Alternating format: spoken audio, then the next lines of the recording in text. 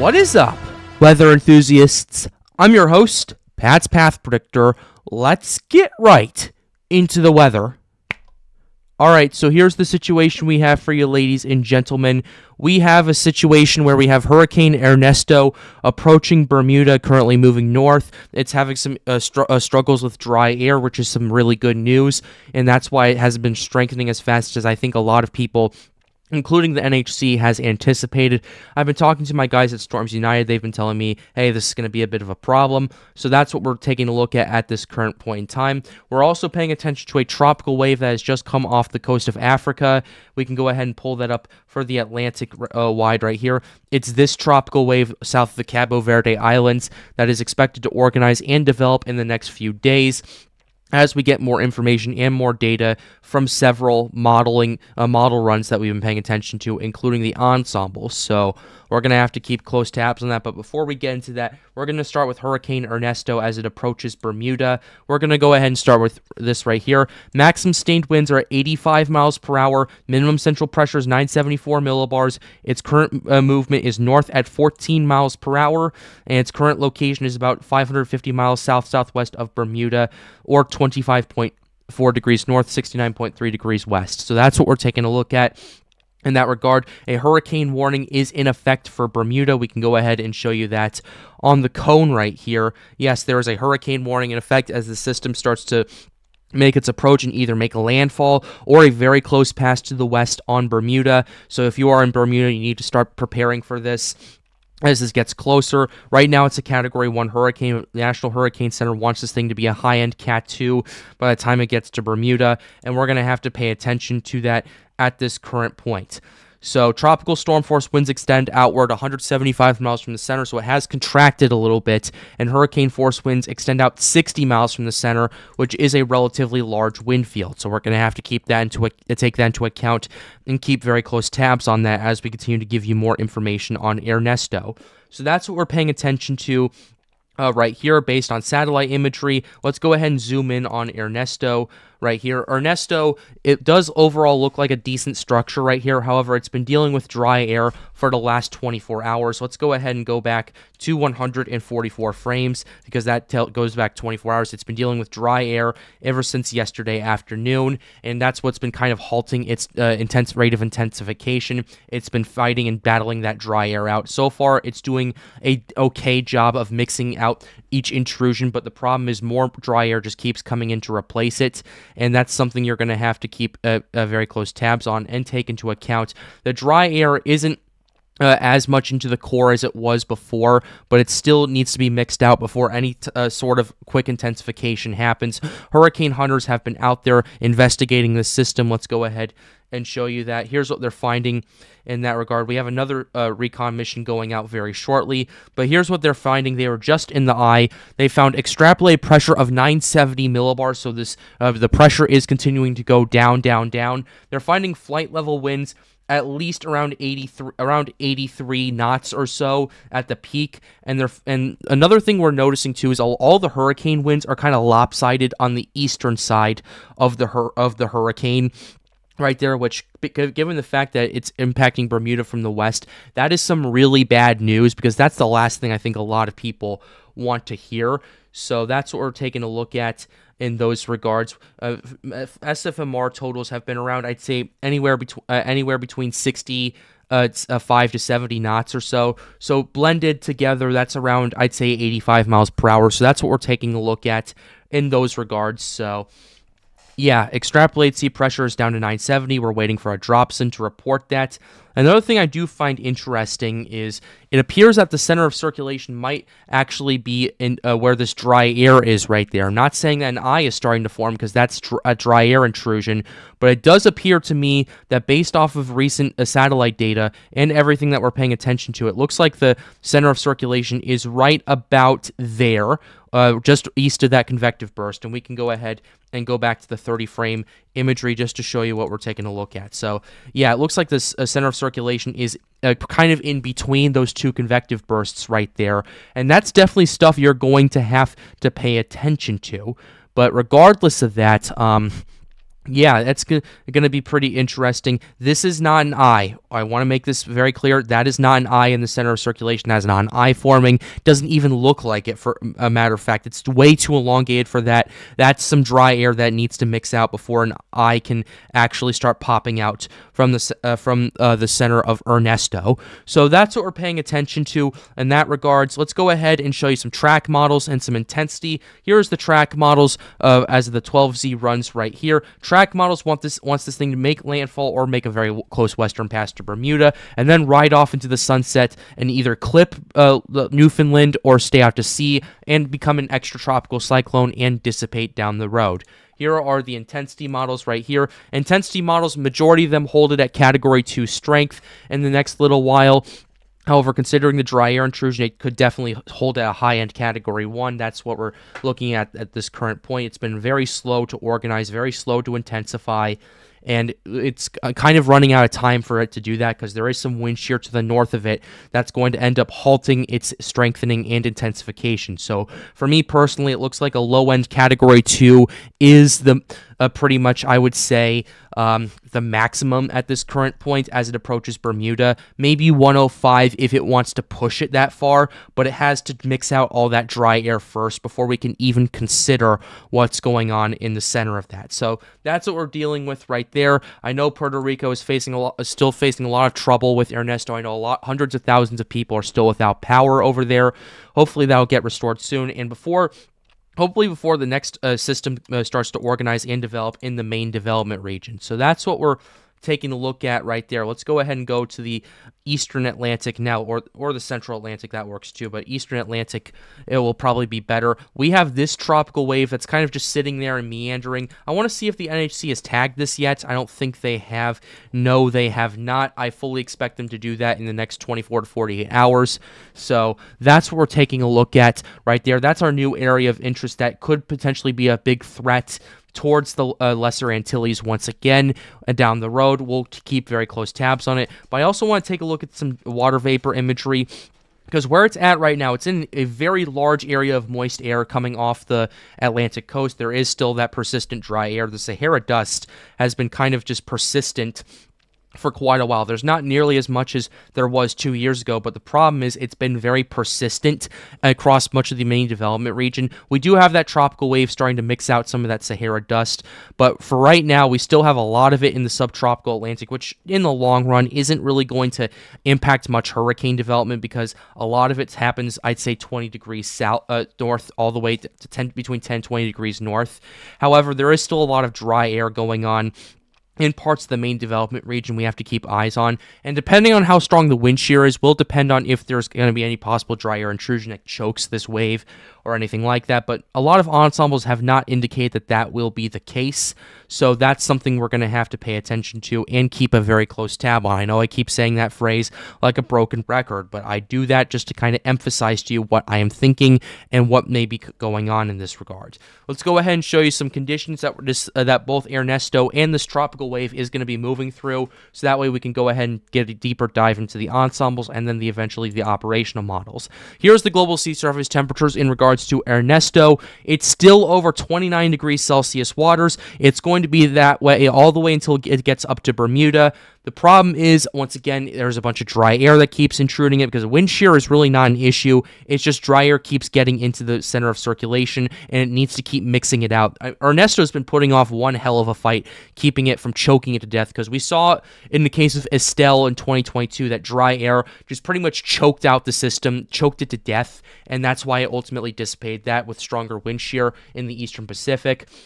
So that's what we're paying attention to in that regard, and in the Eastern Atlantic where this tropical wave is right now. It's in an area of about 28 degrees Celsius, more than warm enough for a tropical development. That's about 81 to 83 degrees Fahrenheit for those of you living in the United States, where it's at right there.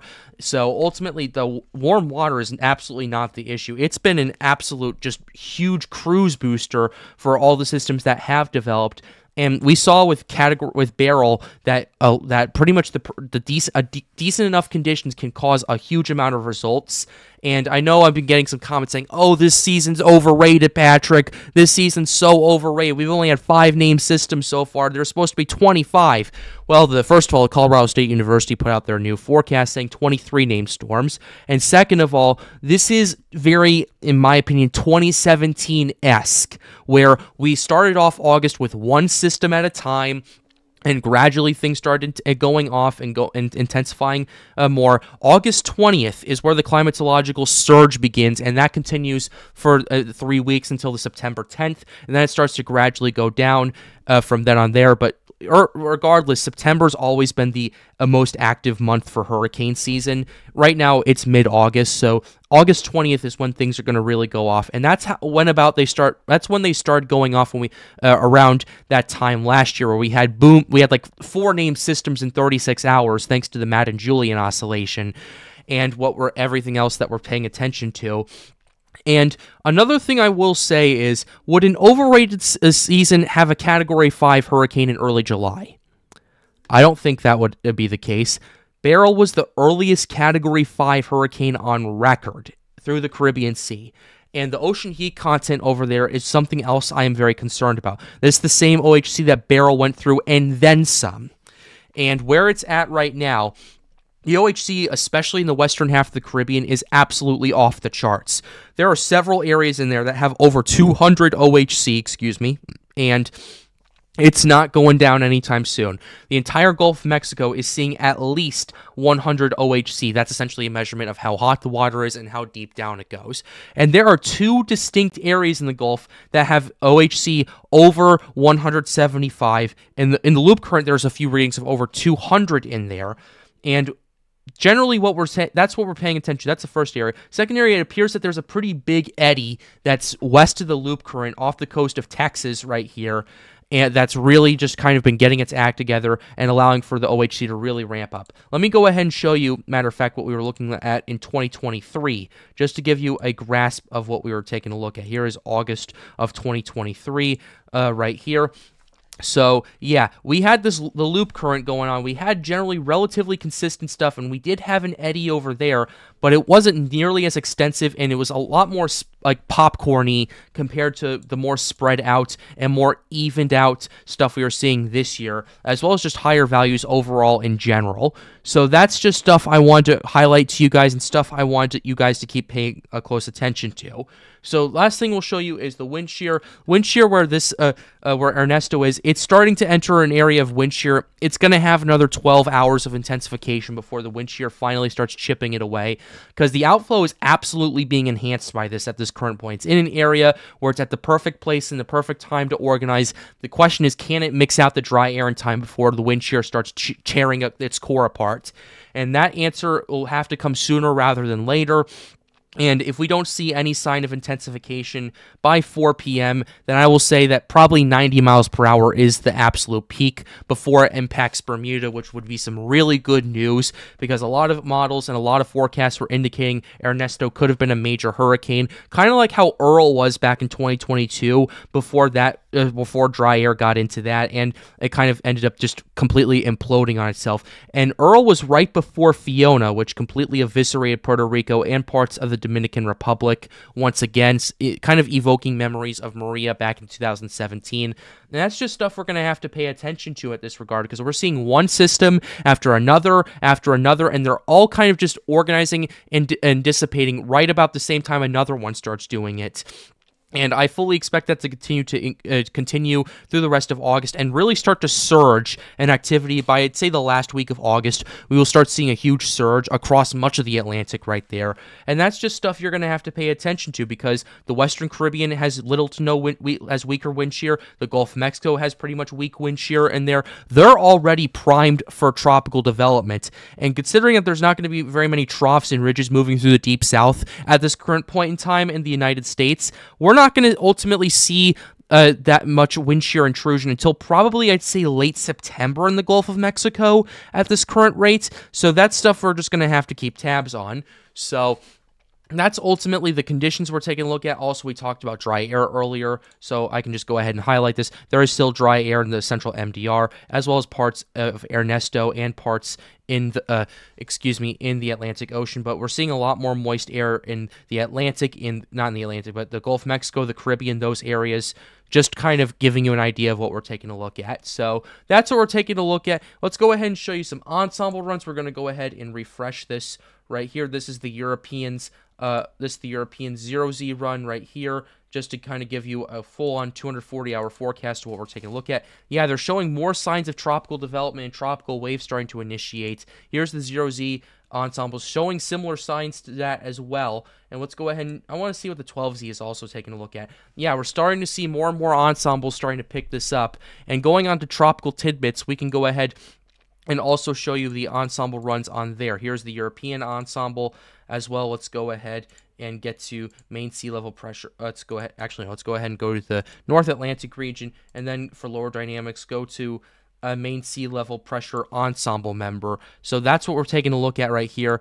And let's go ahead and start with the 0Z European. You're starting to see these ensemble runs starting to move through the main development region, showing signs of organization and potential stuff going on, at least down the road as we get into later in August. We're seeing a lot more ensembles start to light up across a lot of these areas as we get later into August for the European. Here's the GFS ensembles that we have pulled up for you right here in that regards. The GFS ensembles have been kind of showing more and more signs of development earlier on than their European counterparts, but the GFS has been kind of spot on in terms of Debbie and spot on in terms of Barrel's organization right there. So that's ultimately stuff we're going to have to pay attention to. And we also showed you the Climate Prediction Center's forecast where they're calling for more tropical development in the main development region for the rest of late August, and that's going to be a trend that continues into pretty much all of September as these systems start to approach land, start to approach the Greater Antilles, the Lesser Antilles, and the continental United States. And before I say, oh, they're going to stay out to sea like they did last year, last year's different. That was an El Nino. The steering currents just completely collapsed before they affected any land, mainly due to the El Nino weakening them to a point where you had situations like that. This year, we're in a weak neutral phase right now, and we are expected to be in a La Nina very shortly. Let's go ahead and show you the analysis tools, the ocean analysis. Here is regions 3 and 4. We're at negative 0.37. Reading right there, that's a strong negative neutral right there. Regions 1, 2, that's already in La Nina territory right there. So that's just stuff you're gonna have to keep close tabs on. And we're already seeing that kind of reaction from the steering currents as they've been getting relatively stronger than average compared to what we were at where the 30-year climate mean is. So that's just something you're going to have to pay attention to. Just some stuff I wanted to go ahead and highlight before we get into the hurricane models with Ernesto, because that is our general threats right now. Let's go ahead and start with the HMON. With Ernesto, we're going to go ahead and do the main sea level pressure and 10 meter winds, excuse me for that. Here's what we have going on. It's going to continue to organize. The HMON wants this thing to get up to a Cat 3 major hurricane. I don't really see it anymore. It's dealing with too much dry air for it to get to that, and the wind shear's glooming at that current point. Although, interestingly, HMON does want this weakening and staying around mid-range Cat 1 as it approaches Bermuda, which I think is kind of interesting. So that's what we're going to have to pay attention to. Here's the halves A very quickly. Similar situation. Wants this thing to get up to major hurricane briefly, but dry air, there's too much dry air. Halves A, interestingly, wants the eye to move over Bermuda, which if that were the case, that would not be very good, and that would not be very optimal for the people on the island. I know they have a lot of experience, I know they prepare a lot for these kinds of systems, but just a hurricane like this making landfall on an island like Bermuda is always never really good, especially if you don't have the infrastructure in place, which thankfully Bermuda does, but I know some state areas like Puerto Rico don't. And we can go ahead and show you the H-Wharf as well. Here's the H-Wharf. H-Wharf wants this thing to get up to a high-end Category 2 hurricane before it approaches Bermuda as a high-end Category 1, and then it moves out to sea, and then just kind of becomes extra tropical, and that's kind of the last you'll hear from that in terms of Ernesto. So that's just just stuff we're going to have to pay attention to. We are keeping an eye on Ernesto, but we're also keeping an eye on some tropical waves that are looking at potentially developing. So be sure to leave a like and subscribe to the channel if you are new. It helps us out, helps us make more videos like these. The goal of this channel, as always, is to get more people engaged with weather. Shout out to Daniel. He is an official sponsor of the Pat's Path Predictor channel. And if you want to become an official sponsor, be sure to join my Patreon link. It's the first link in the description down below. Also, if you want to come hang out with us at Storms United, be sure to join our Discord server. We are talking about Ernesto and this whole hurricane season. Link to that is right over there. And with that being said, have a wonderful day, guys. Stay safe.